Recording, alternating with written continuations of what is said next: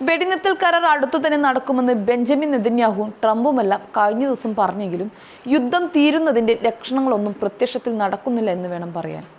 ഗാസയിൽ അധിനിവേശം നടത്തുന്ന ഇസ്രയേലിനെതിരായ ആക്രമണങ്ങൾ തുടരുമെന്ന് യമനിലെ അൻസാറുള്ള പ്രസ്ഥാനത്തിൻ്റെ പരമോന്നത നേതാവായ സയ്യിദ് അബ്ദുൽ മാലിക് അൽ ഹൂദി പറഞ്ഞതാണ് ഇപ്പോൾ ആശങ്ക വളർത്തുന്ന കാര്യം.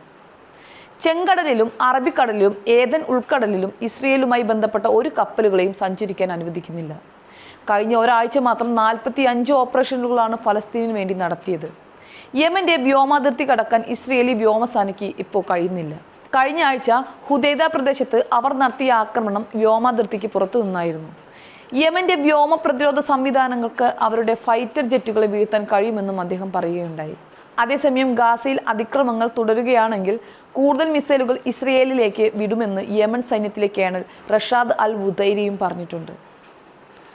അതേസമയം ഗാസയിൽ ഇസ്രയേലി സൈന്യം കടുത്ത വെല്ലുവിളി നേരിടുന്നതായി ജെറുസലേം പോസ്റ്റാണ് ഇപ്പോൾ സോഷ്യൽ മീഡിയയിൽ വൈറലായിക്കൊണ്ടിരിക്കുന്നത്. ഖാൻ യൂനീസിലും ബെയ്ത്ത് ഹാനൂനിലും കഴിഞ്ഞ ദിവസങ്ങളിൽ നടന്ന ആക്രമണങ്ങൾ തുടർന്നാണ് ജെറുസലേം പോസ്റ്റ് പുതിയ വിലയിരുത്തലിലെത്തിയത്. ഗസ ഏതാണ്ട് കൈപ്പിടിയിൽ ഒതുങ്ങിയെന്ന തരത്തിലുള്ള റിപ്പോർട്ടുകളാണ് കഴിഞ്ഞ ദിവസങ്ങളിൽ പത്രങ്ങൾ പ്രചരിച്ചിരുന്നത്. എന്നാൽ ശക്തമായ ആക്രമണങ്ങൾ നടത്താനുള്ള ഹമാസിൻ്റെയും ഫലസ്തീനിയൻ ഇസ്ലാമിക് ജിഹാദിൻ്റെയും ശേഷിയിൽ കുറവില്ലെന്ന് പുതിയ റിപ്പോർട്ടും പറയുന്നുണ്ട്. ബെയ്ത്ത് ഹാനൂനിലും ഖാൻ യൂനീസിലും നേരത്തെ തന്നെ ഇസ്രയേലി സൈന്യം ഓപ്പറേഷനുകൾ നടത്തിയിരുന്നു. അവിടങ്ങളിൽ ഗറില്ല പോരാളികൾ ഇല്ലെന്നായിരുന്നു അനുമാനം. പക്ഷേ ഗറില്ല പോരാളികൾ അവിടെ തന്നെ ഉണ്ടെന്നാണ് പുതിയ ആക്രമണങ്ങൾ തെളിയിച്ചത്. അവിടെ നിന്നും ഇസ്രയേലി സൈന്യമുള്ള മറ്റു പ്രദേശങ്ങളിലേക്ക് അവർ സഞ്ചരിക്കുന്നുമുണ്ട്.